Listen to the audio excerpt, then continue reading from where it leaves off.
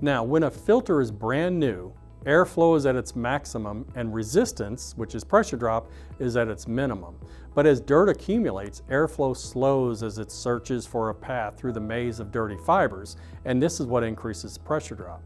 So imagine a car with cruise control set at 70 miles an hour approaching a steep hill. The car gradually slows, prompting the cruise to add more fuel to restore speed. When accumulating dirt on a filter gradually slows, the HVAC system's variable frequency drive acts like a cruise control and it increases the fan speed to restore airflow. But this requires more electricity. Now, the longer a filter can maintain the required airflow without having to increase fan speed, the less energy the system consumes. This makes a filter's average pressure drop over its entire service life far more important to know and understand than its initial pressure drop.